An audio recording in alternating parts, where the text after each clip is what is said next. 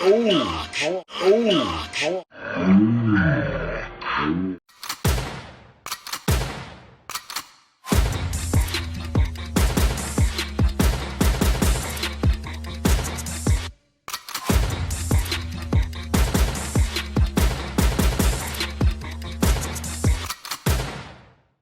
man, say man, it's your boy Jay, aka Jay Reaction. Like I said, it's your boy Jay, aka Jay Reactions. I'm back with another video, you feel me?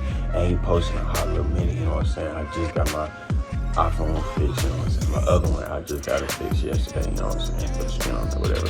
I was supposed to make a reaction video yesterday, but I said I'm just going to make one for y'all today, you feel me? So yeah, make sure you like, comment, and subscribe to the notification bell for my face, man. And every time I post, you feel me? Me and I like swimming. But let's go ahead and get into the video.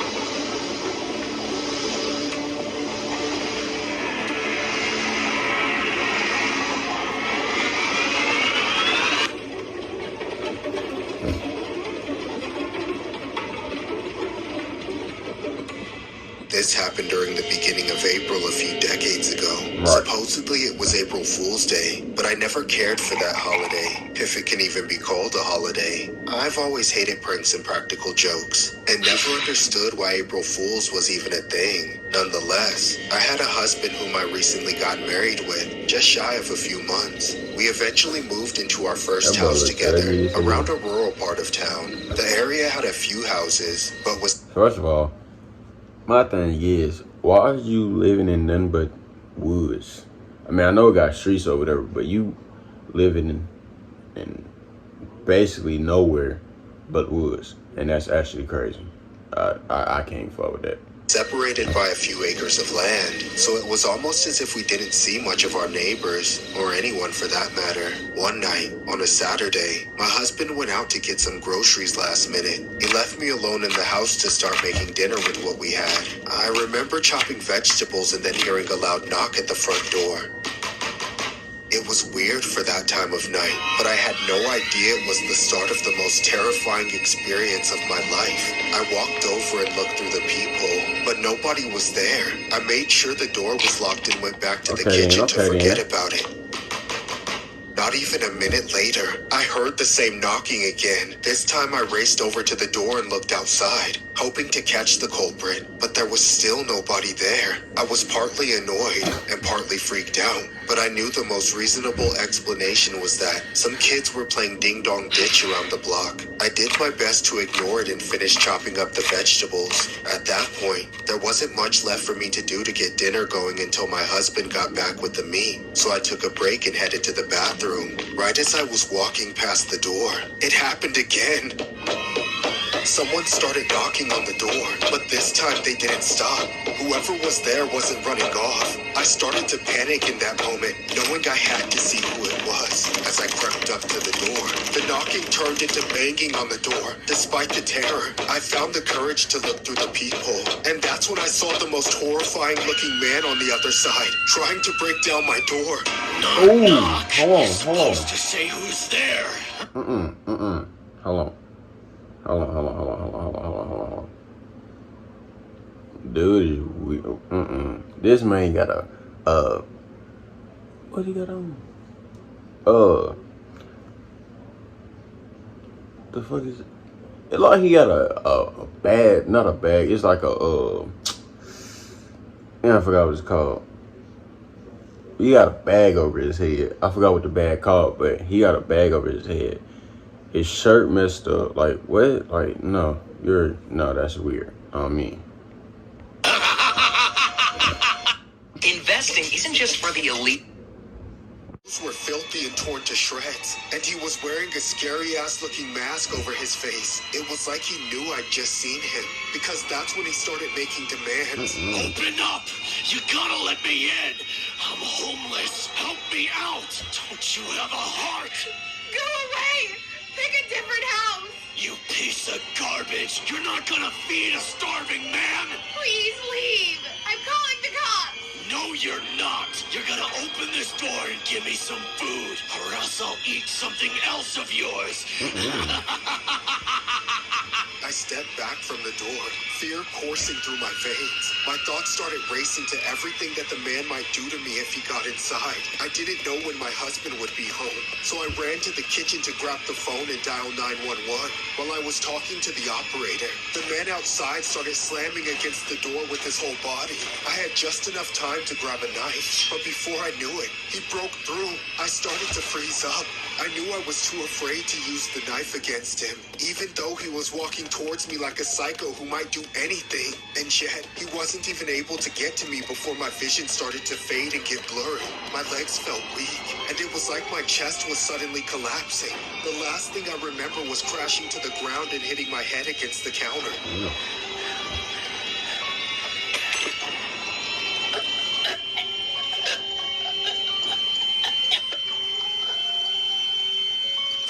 Ooh. No, wake up! Please, I'm sorry! No! What have I done? What have I done? It was just an April Fool's prank! No! And that was the last time I ever saw my wife alive. I have nobody to blame but myself. I killed my wife over a stupid April Fool's prank. I can still remember the moment I knew she was gone. Cops were already on their way, and I didn't know what else to do. So I just held on to her and sobbed until they came into the house and took her away from me. At first, I thought it was the way she fell and hit her head that was the cause of death, but it was later ruled that she had a heart attack from the sheer amount of fright she was experiencing. I confessed to everything and got put in prison for a few years for manslaughter, but that wasn't nearly enough punishment for what I did. Even after all these years, all the hours spent in therapy and talks I've had with her family, I still haven't forgiven myself. I don't think I ever will. I've come to terms with the fact that having to live with myself, with all the guilt and the shame and regret, that's the punishment I deserve. This story was inspired by a disturbing April Fool's incident that allegedly happened decades ago involving a Tennessee farmer named John Aarons, who was looking for a harmless laugh at the expense of his new wife, would go on to accidentally kill her just a month into their relationship. Getting kitted up in some tatty clothes and a white mask, Aaron knocked on the door of his own home and asked his wife for a meal, quote unquote shouting, "I'm homeless. Let me come in. Cook me a meal." The woman promptly fainted and was later taken to the hospital, where she later died. The doctors put her cause of death down to fright.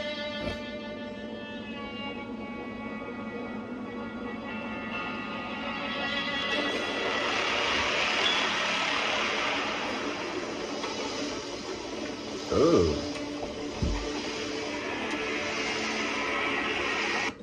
I had been living in university housing for a full year before it all went down. Everything was totally fine at first. I liked all of my roommates, and I was doing well in all of my classes. Then, at the start of my second year, a new guy moved into the dorm. His name was Stuart, and that's when my life became hell. It wasn't like Stuart was a bad roommate or anything. He was usually pretty quiet, and he cleaned up after himself. The problem was that I just hated him as a person. He was just incredibly pretentious and thought he was better than everyone else. A real goody two-shoes. It made being around him almost unbearable. And of course, our dorm wasn't that big, so it's not like I could avoid him very easily. I was forced to see him every day. He wasn't the kind of guy that you could ignore either. He would always have something to talk to me about, and it usually involved him bragging about himself in some way. I tried to tolerate him as much as I could, but he made it very difficult. Then, one day, I came home to catch him talking crap about me behind my back. He made some lame attempt to cover it up, but it was obvious that he had been talking about me. I really started to hate him after that. I started to think of ways that I could get even with him. First, I thought that I could get him kicked out of the dorm, but that seemed like it could backfire too easily. Then I had the most perfect idea. April Fool's was coming up soon, and I was going to play a prank on him. So on March 31st, I waited in my room until it was very late at night. Around 2 a.m., it was officially April Fool's Day, and now I could begin to implement my plan. I slowly and quietly left my room and crept behind a wall where I would have a good view of Stuart's door.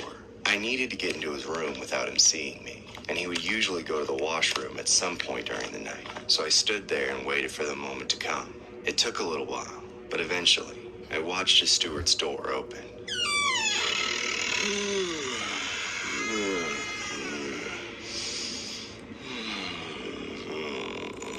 He sleepily walked into the washroom and shut the door behind him. I knew that I only had a few minutes at that point, so I didn't waste any time sneaking into his room. Once I was inside, I frantically searched his room until I found his water dispenser. After I found it, there was only one thing left to do. I had come up with the ultimate prank, so I took out a chemical that I had stolen from class and began contaminating his water dispenser as my April Fool's prank. Dumb. I had to move swiftly before Stuart came back. Adrenaline was coursing through me. I finished it just in time. I had barely gotten out of his room and snuck into mine before Stuart came out of the washroom. One more second and he would have caught me, but I didn't. I quietly crawled back into bed. Now all I had to do was wait. About 5 to 10 minutes and I heard nothing.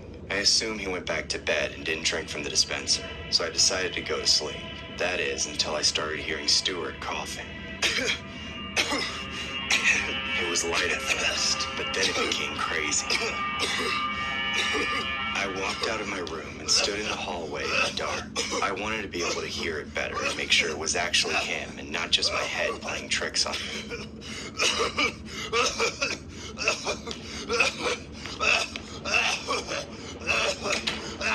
Stuart ended up staying home the next day. He was apparently too sick to attend class. Instead, he spent the whole day in his room coughing. I wanted to enjoy every minute of his misery, so I skipped class that day as well.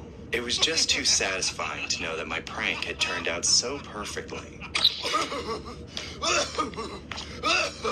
This went on for several days. All throughout, Stuart continued to miss class, and I continued to do the same. I had told my professors that I was staying home to nurse Stuart back to health, but I really just wanted to listen. It was a beautiful sound. I stood in that hallway day and night listening to it.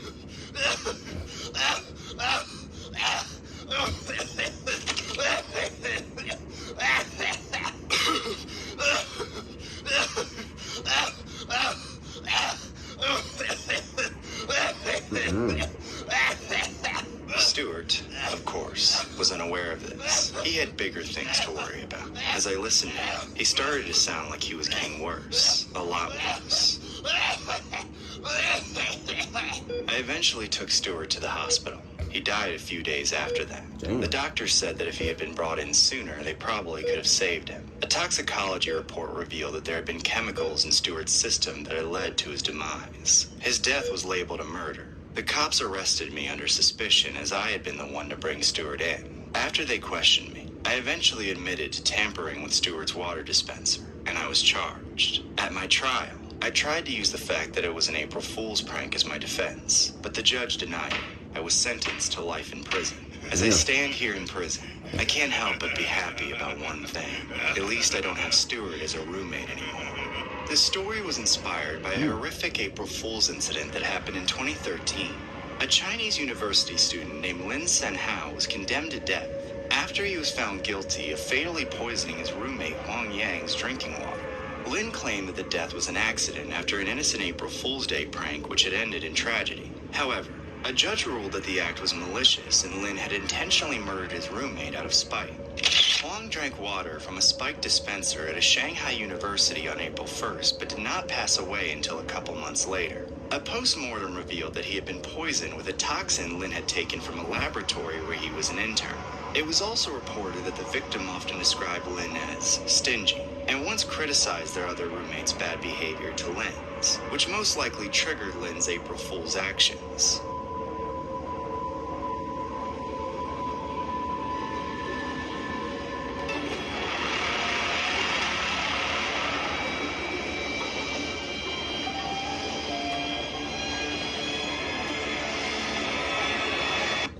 This happened back when I was married to my current wife, Penny. Back in those days, she was a kind and beautiful woman. Not to mention, she was 12 years younger than me, which I'm not ashamed to admit was a huge plus. It was my second marriage, so I didn't mind that it was her fourth marriage. Damn. In hindsight, that should have been a warning to me, but I was too much of a fool to see it. Everything was fine for years. We raised 3 children together, but as soon as our youngest left home, Penny took a turn for the worse. I don't know if it was the first symptoms of dementia or not, because she started treating me like garbage. She cheated on me countless times, calls me names, and thousands of dollars go missing from our bank account every month, so she can buy God knows what, and I'm sure she's addicted to more than just vodka.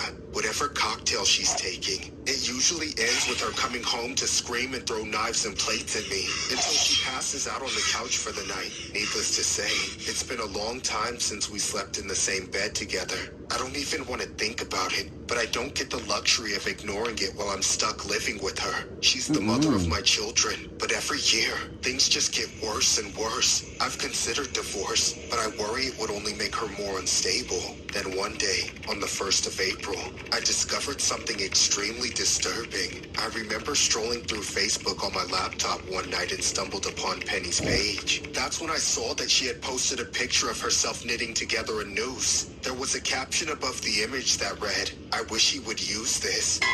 It was clear that it was me, and that she wanted me to hang from it. I was in shock. Unfortunately, my only option was to believe it was a tasteless April Fool's joke. However, that would not be the last one. Every April Fool's Day afterward, Penny would post another supposed joke about taking my life in one way or another, and each time it seemed more serious than the last. At this point, it seems more than likely that I will die at the hands of my wife on the 1st of April.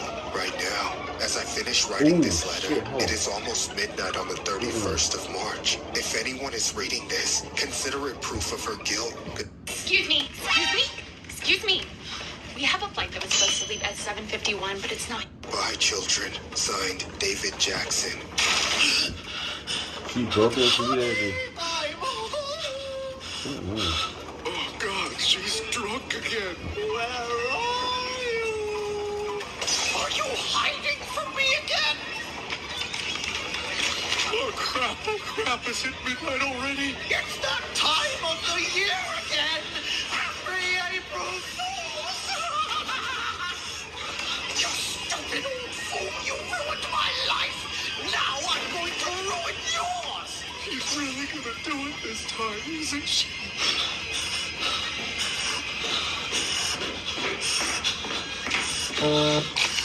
I can hear you stomping around up there! Just leave me alone, you old fart! I don't want your saggy jumps near me! Oh, come on, dear, we're husband and wife! Shouldn't we sleep together? We don't do that anymore! I'll never pull my diaper down for you, woman! Diaper? You hear me? You don't tell me what I know or don't know! I make the decisions around here! Now open this door and let me in! No! You're not coming anywhere near me while you're drunk! Just get your mimosa breath away from me! I'm not going anywhere until you let me in!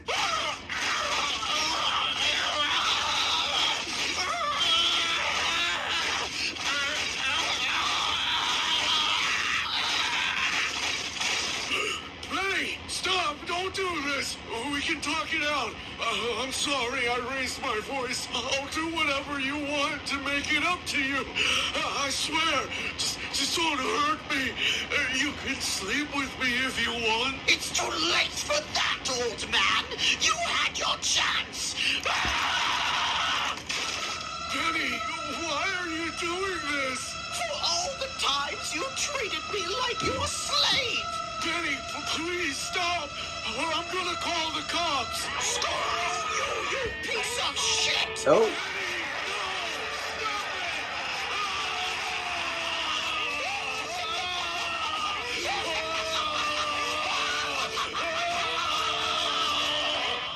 This story was inspired by a disturbing April Fool's incident that happened in 2021.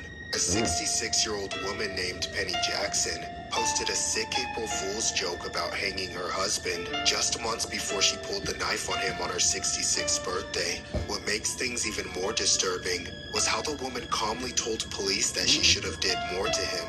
The April Fool's joke prior to all of this was that Jackson had made her Facebook cover photograph of an image of a woman knitting a noose on April 1st of last year. A caption above the image read, "Quarantined with hubby for 2 weeks. Gertrude is knitting something special for him." Jackson was later found guilty by a jury and sentenced to life.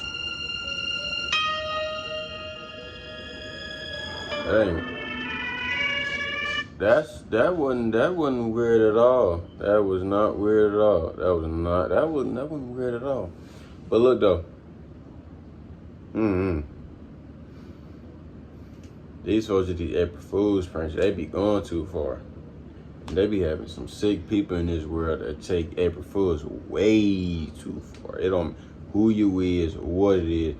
They got they got it too far. Oh Jesus. It's too much for me. I can't. That's why I don't got nobody that's psycho like that. You feel me? That will try to pull April Fools like that. I don't even celebrate April Fools like that for real. But cut the chit chat. Look, if y'all like the video, you know what I'm saying? If y'all mess with the video, put down in the comments what other reaction video y'all want me to do, or you know what I'm saying, what y'all want me to react to or whatever. And like I said, make sure you like, comment, and subscribe. Hit that notification bell for more bangers and every time I post. You feel me? Till then, my brothers and sisters, be safe, stay strong. I love y'all. Until then, let's get it cracking.